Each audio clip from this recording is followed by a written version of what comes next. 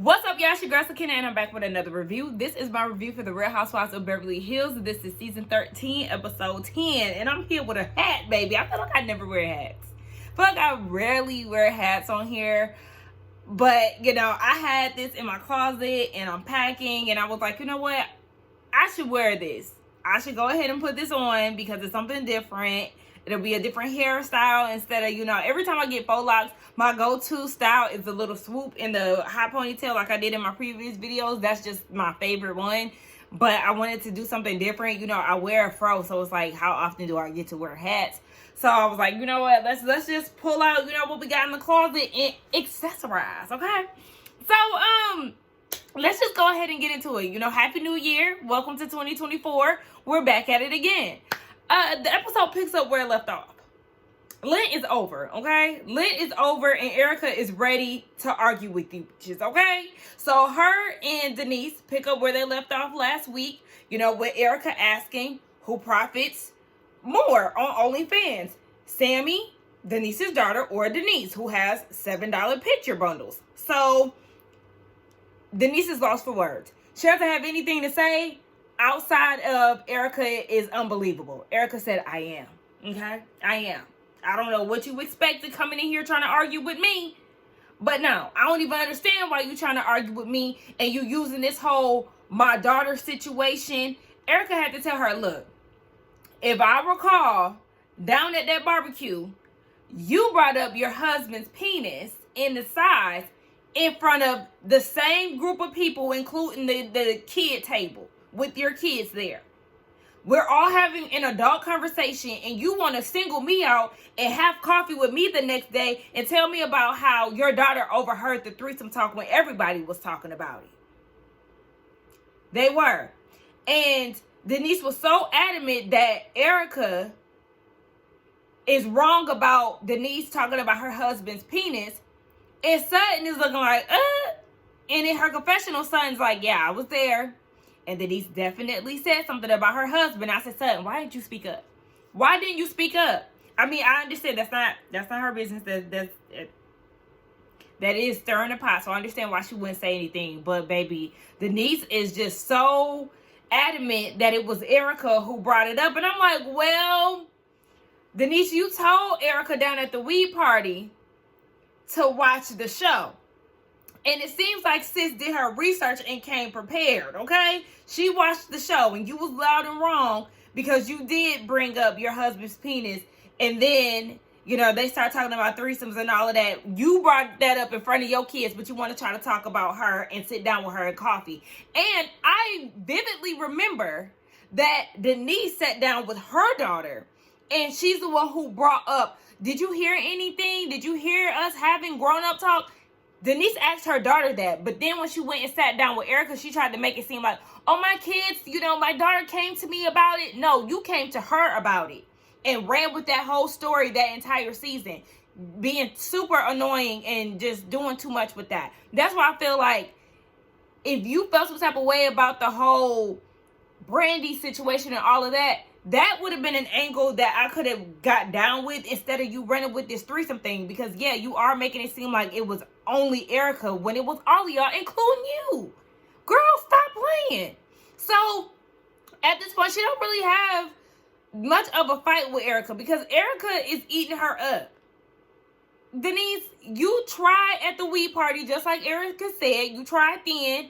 You failed then. You tried here and you failed because it's like, girl, I don't know what else you want from her. She apologized to you down at the coffee shop 4 years ago. What more is there to do?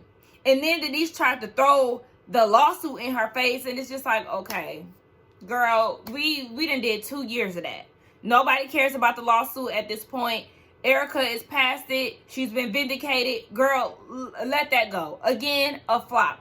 I feel like y'all overhyped Denise too much. The audience, y'all overhyped her too much. She definitely gave us a show for sure, but not enough to come back. No. And another person I feel like y'all hype up too much, Kim Richards. Okay, I'm gonna say it. It's probably an unpopular opinion, but yeah, she definitely, filled in with the awkwardness and, trying to break up the tension. I giggled a little bit, but I feel like she's overhyped. Every time y'all see her, Kim Richards is here. Kim gave nothing, okay? Gave nothing but awkwardness and uncomfortableness, okay? Stop playing. But Erika ate Denise up. Denise is lost for words. She has nothing to say about it. And Erika in her confession was saying, don't come for me when you selling bundle pictures on OnlyFans for $7. I say, ho, that does not age well with you, because the streets is saying that residency was $7 a seat, baby. So listen, we want to know how much you made off of your residency. Kyle, girl, I'm gonna need you to mute it, okay? Because she talking about, can we just admit that kids are off limits? So Denise and Garcelle are like, girl, okay, well, why didn't you say that when Erika was here? Because at this point, Erika done got up and left. And Garcelle was like, hello? She was just right there and you said nothing. And then she wants to try to turn it around and be like, well, why didn't y'all say anything in defense of me when it came down to the weed party and them asking about her ring? First of all, your good sis Faye was your voice, okay? And you had Annalise next to you, who was, trying to protect you in some sorts. So, well, no, she wasn't trying to protect her in some sorts. She actually was trying to figure out what the hell y'all was talking about, because y'all was kind of speaking in code and saying certain things, but not really saying a lot of anything. You were sudden. But anyway, you had your good sis Faye defending you, okay? What would Garcelle defend you for when she was the one who had the questions? Sutton had the questions. And anytime somebody tried to be there for you at the reunion, that example that you keep using, you mad at everybody because nobody defended you against your own sister. You told Dorit to shut up. You did. In that flashback, you definitely told her to shut up. So it's like, girl, what do you want people to do?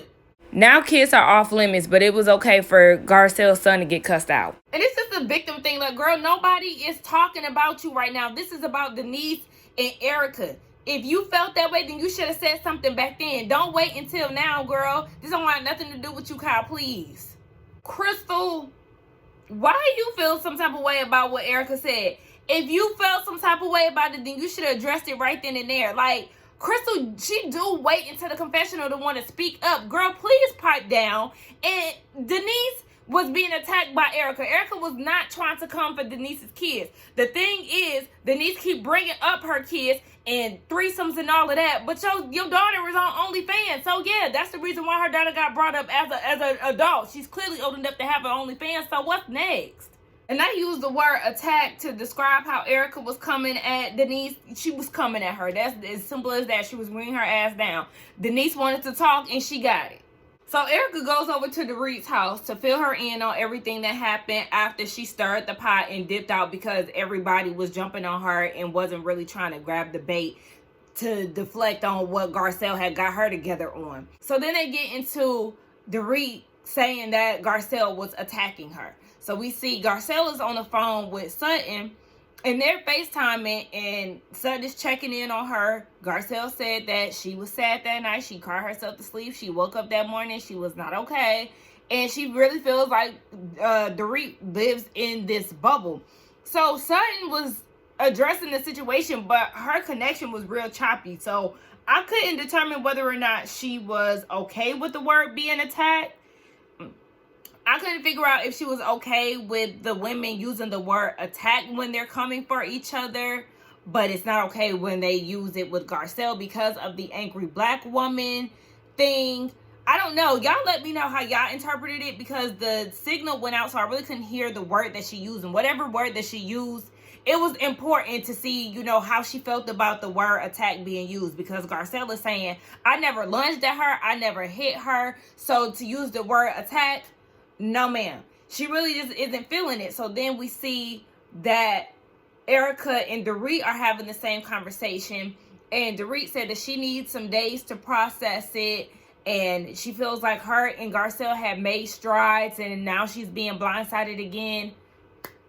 You're not being blindsided. Do I think that Dorit is racist? No, I don't. But as a white woman, in the way that she moves around this world and just the way that she interacts with Garcelle, it's very different. It's very different because, yes, just like Rodney pointed out, Shout out to Rodney the Voice. Just like he pointed out, she never once said that Sutton was attacking her. Sutton was coming at her on her name shit. You know, she kept saying, why'd you bring it up? Why'd you bring it up? Why'd you bring it up? You never once felt attacked by Sutton. But Garcelle calls you out for your BS, and all of a sudden, you're attacked. And you want to play victim, and somebody's supposed to come to your rescue because this black woman is addressing you. So, do I think she's racist? No. But she's not that oblivious. Let's put it that way, because she was very dismissive to Garcelle in Vegas when she told her about how she feels about her kids and, you know, opening up about her family. And there were different instances on different seasons since Garcelle has been on the show where Dorit has displayed the same thing. So it's I can't give her too many passes. Educate yourself. Do better, but at the end of the day, I don't fool with Dorit because of the way that she treats Garcelle. Yes, she has funny moments and, you know, she might serve her look here and there, but you're not that oblivious, like I said. Sutton, girl, figure it out, okay? Her bubbly ass matchmaker came over. They're wearing pink together yet again. I don't know. The matchmaker seems like she is in her own bubble too. Everything is just so light and airy and oh my gosh, yeah. You won't believe the feedback that Sal had for you. So she's reading back the information that Sal had based off of their date. He said that Sutton was captivating. I forgot what the first question was. And basically, yeah, she really wasn't a jokester like that, so she didn't make him laugh. Sutton was cringing the entire time, laying out on the couch with her eyes covered because she just didn't want to hear what he had to say. Yeah, she had brought up the fact that he brought up his mom a lot and all of that. It just wasn't a match. It wasn't. And so, based off of the information that was given from her first date, the matchmaker presented her with her second choice. This is the handsome man. He's the vice president of sales. Sutton doesn't like the sound of that. Now she wants a billionaire man. But I'm like, you just said when she was getting to know you that the money didn't matter. You said that. Now he has to be a billionaire. Vice president of sales isn't enough for you. Girl, you just too picky. And at the end of the day, you need to learn how to loosen up. You need to learn how to loosen up. And put forth effort. Because you showed up, like I said, in some sneakers, in just an outfit that looked extremely casual. It did not look like you put any intention behind what you were wearing on your date. You seemed very awkward, gave off a stuck-up energy. I know that you didn't like the fact that he was talking about his mom, but the way that you came off, it wasn't necessarily inviting. I think that he probably was acting out of nervousness and just trying to keep the date afloat because you weren't giving anything. Could be wrong, but, you know, that is my opinion on it. I do feel like Sutton needs to just lighten up.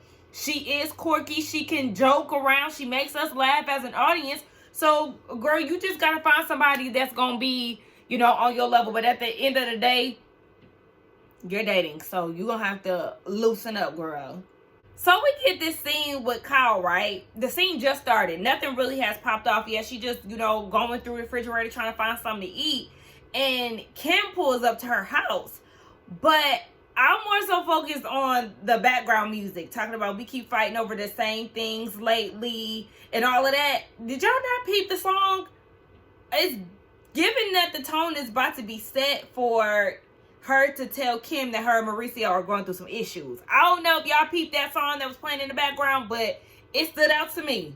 Child, they out here surviving Kathy. Kyle and Kim, they having this conversation, you know. Kim is excited because her daughter is getting married. But at this point, Kim is feeling like, y'all, you and Kathy got to be on good terms before y'all come to my daughter's wedding. She ain't having none of that. I do feel like, yes, you may not want any drama at your daughter's wedding and you want to prevent that at all costs. Yeah, but I do feel like it's crazy to, like, uninvite one of your sisters because they're not getting along. You would think that they both will have enough respect for you and your daughter to not make that special moment about them. Because it sounds to me like Kim is trying to politely say, if you don't make it right, then you can't come to my daughter's wedding. And we already know how they family clearly get down. They pick sides. And I feel like that's an issue. I respect my family enough.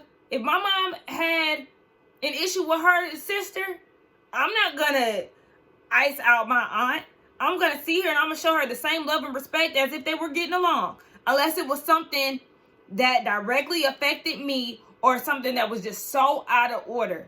Other than that, I know that families fight. Families have differences. I would not pick a side to a certain degree. If it was something super harming or something like that, okay. But disagreements, baby, I'm not picking no side, okay? We're not going to do that, and I just don't give a damn. So, if that's where Kim is going, I think that is real messed up. But, you know, Kim is all about the kumbaya. And Kyle is like, I don't even know if I want that relationship with Kathy anymore. And then Kim goes into the story about their mom and how she had a lot of resentment and she had a lot of anger for her mom. But now that she's older, she understands that her mom did certain things out of love. And her mom wouldn't want them to be arguing and doing all this fussing and fighting because she always said, friends come and go, people come and go, but family, like, you supposed to be down for each other. So seeing them fight like this, she already know that their mom would not be happy. So she's just trying to keep the peace for everybody. And they get emotional. Kim even said something about how, you know, she used to feel it when it came down to Kathy and her wrath too. That's why I said it sounded like they out here surviving Kathy. Child, listen. Anyway, she got the people shook. But it seemed like they are willing to talk it out and move forward. But let me tell y'all this. I'm tired of talking about Kathy and Kyle. Get it together or leave it alone. Another topic that I'm just tired of hearing about. Crystal and her brother. But before she even get into that, she's catching her husband up on what happened on Taco Tuesday and how the ladies actually confronted her on being more vocal in the group. We didn't see this, but apparently that's something that they discussed. She got defensive and she was like, why do people feel like I need to, you know, yell and all of that to get her point across? The Garcia was like, well, I never said that you had to yell. You just need to share your opinions with the group and not your confessional, sis, because that's what you love to do, okay? Or behind people's backs. Show up for the scene right then and there. So her husband even agreed with that. So then she was like, well, another distraction is the fact that everybody is so skinny. Erika, Dorit is already skinny. Kyle, you know, the girls are on Ozempic, okay? A lot of them. Even Monica from Salt Lake City, because all these new photos that are coming about, sis is real skinny. Even in that season finale, baby, that season finale, that had to be the best Housewives finale I've ever seen. Where I tell you, I was like, every which way. I was like, oh my gosh, this is some explosive-ish, okay? And then for the fact that they had the finale during the cash trip, that don't never happen. They always go home. Then we get like 2-3 more episodes and then the season is over. Baby, nah. They ended it right there. Right then and there in Bermuda. Sent Monica packing. I said, oh my gosh. Monica Slick ate that though. I ain't even gonna lie. For the blogger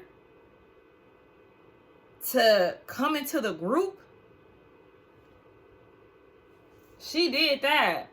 Monica, I had some mixed feelings between her though. I kind of felt like she was cool in the beginning. I liked her. Definitely was annoyed with her when she kept coming for Lisa and her coin and her bags and material stuff, because baby, this is the premise of the show. Like, come on, get with the program. We know you ain't got no money like that. But I said, watch when Monica start getting money, she gonna be getting them same bags because she went out of her way to buy a Louis V bag to blend in with the women.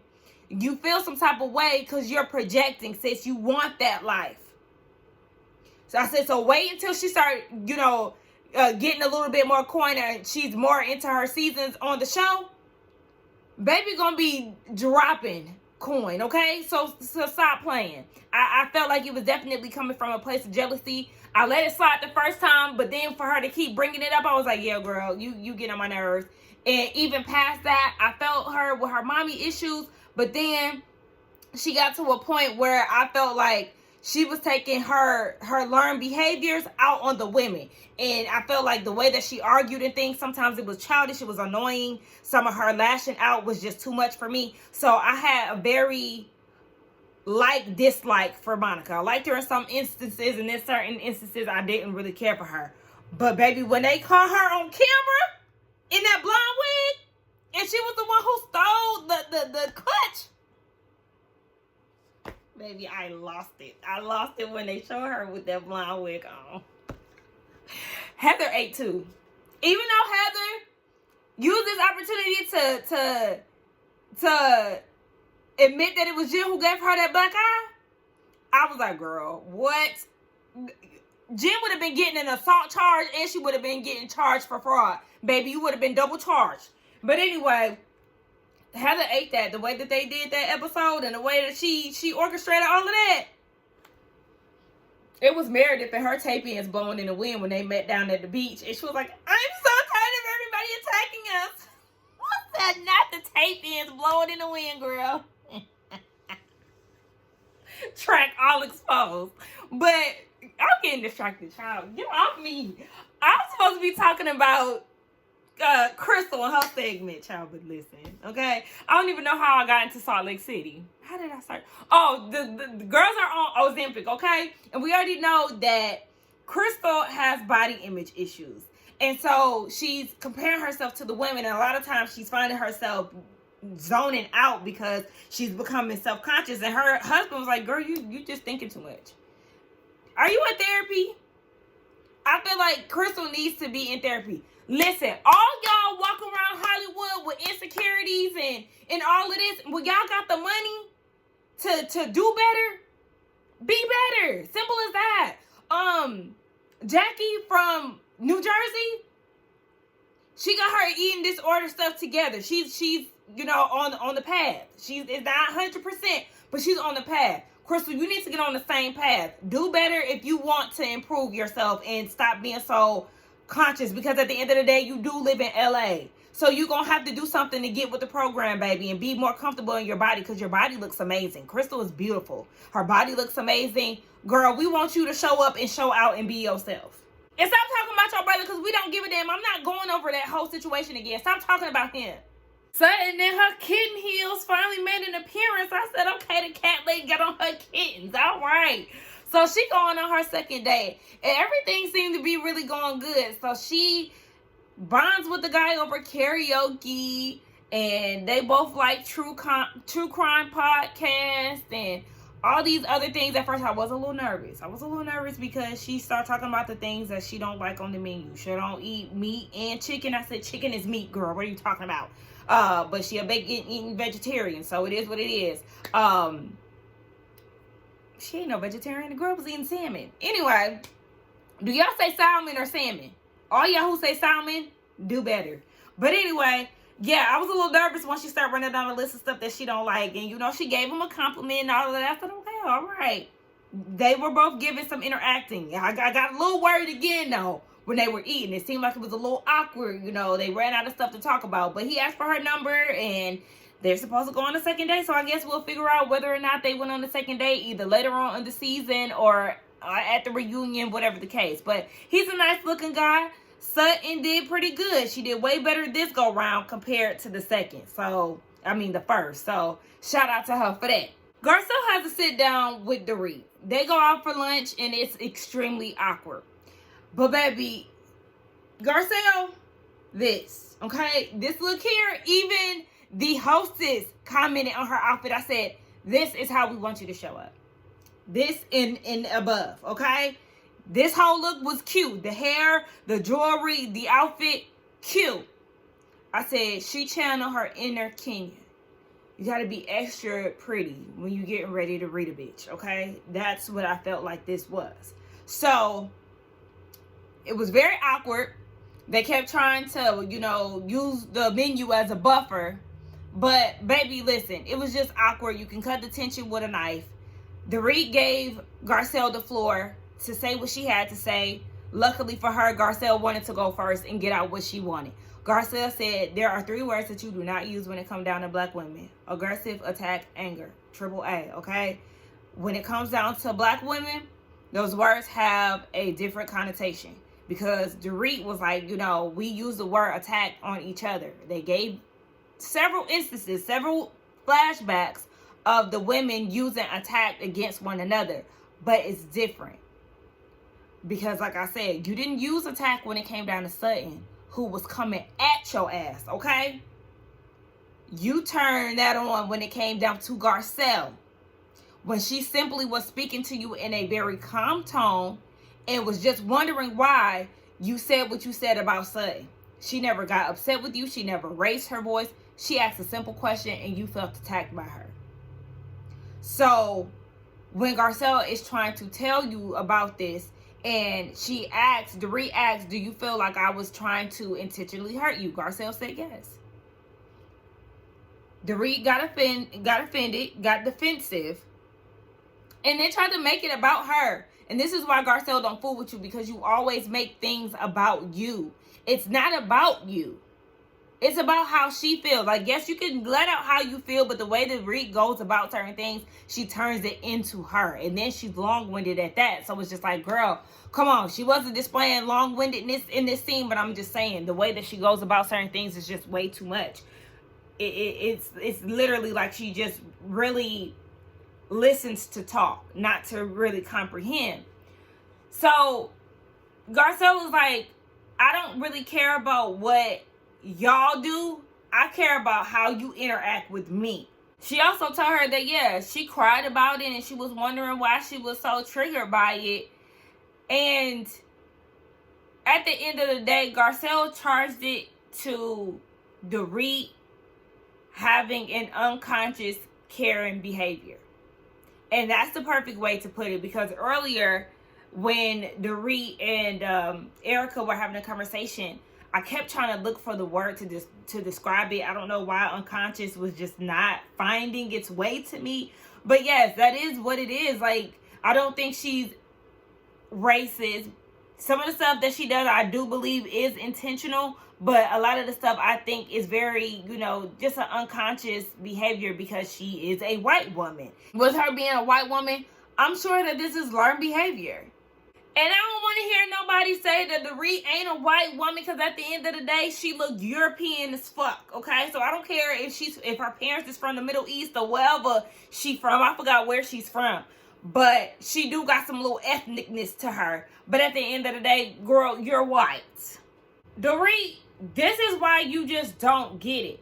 The nerve of her to be like, I feel like there's something more.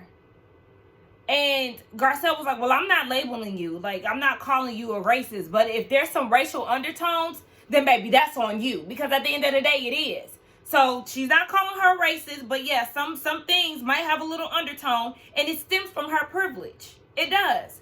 And then for her to say, well, Garcelle, you know that I'm Jewish, right? Who runs America? The Jews. The Jews own any and everything in this damn country. Girl, that's privilege in itself. So, come again, what are you talking about? Here she go again, just in her own bubble, privileged as hell, not really understanding. Because even Garcelle was like, girl, I mean, for example, 2 years ago, she made the comment about how, you know, she has multicultural people in her home, which is her help, who is Filipino, Black, Hispanic. And that's when Garcelle was like, so the only people who come into your house are people of color for service? That's the only way they get to step through your threshold? Is that what you're saying? And then she hit it with the infamous white person thing. My mom's best friend was Black. Okay. Now, I did like the fact that I noticed this before Garcelle got on here. Dorit does allow her daughter to play with multicultural Barbies. Her daughter was toting around a black baby doll in one of her earlier seasons. And I like that. I mean, will some white baby dolls be in my house? No. But, you know, I like the fact that that's something that they need to teach their kids, not to be racist and all of that. Not to necessarily not see color. But, you know, you can play with all of us, okay? Ain't no separations and all of that. But in my black household, my kids ain't getting no white figures. And that's just that on that. The Santa Claus ain't even white around here, okay? But anyway, I used to go up for her for that. But, you know, white people will be white people at the end of the day. Whether it's intentional or not, a lot of this stuff is just a part of them growing up, unfortunately. So Dorit apologizes, and this time she left her ifs behind, because the first one that she gave in this conversation, she said, if I offended you. Girl, just like Garcelle said, you did. That's why we here. That's why I said what I said. Like, girl, read the room. Duh, I'm offended. So she apologized again without the ifs. And, you know, Garcelle had to keep it real with her. Girl, it's just something about you that just get on my nerves. It just get on my nerves. And that's just that. And that attack shit that she pulled was just the last straw. So she said that she don't hate Dorit, so she's gonna try to move on from it. But at the end of the day, you just don't see it for her, Garcelle, and that's fine. This is some people you just not gonna like, and that's okay. Okay? I mean, if y'all can be cordial, that's enough. And let it be that. But that was the end of the episode. Y'all let me know what y'all thought about it. Dorit definitely has tried it throughout the years. Sometimes I do think it's intentional. Other times I just charge it to her being white, unfortunately. But white people still need to be corrected and understand that, yes, you and Garcelle do not live the same life. So all that, yeah, we're all privileged. Like I said, at the end of the day, walking around America and as a black person versus walking around America as a white person is totally different. It don't matter your status or not. It's totally different. So get that through your head, Dorit. I don't know what the hell was going on with her outfit and her hair in this episode, but it looked like she put no effort towards sitting down with Garcelle too. I noticed that. Hair was just all over the damn place, and it looked like she was getting ready to go to private school with that outfit on, girl. She was just like a boy at private school. Girl, what was going on? Anyway, Erika said Lent is over with. She got it out for you bitches. Crystal said y'all too skinny and y'all distracting her. That's the reason why she can't speak up. Garcelle said she tired of being a spokesperson. Do your research and do what the hell you need to do. Sutton threw on them cotton heels and finally got to work and got her a second date. Potential second date. Who else? Annalise. Girl, where you at? Because at this point, you should even be in the rolling credits because you wasn't here yet again. 2 episodes. I know you still ain't in Hawaii. And did I forget anybody else? Kyle over there surviving Kathy. Let's get down in the comments and talk, y'all. This was another good episode. Don't forget to like the video, okay? Like, comment, and subscribe to my channel. That was real aggressive, wasn't it? Like, comment, and subscribe to my channel, and I will see y'all in the next one. Bye.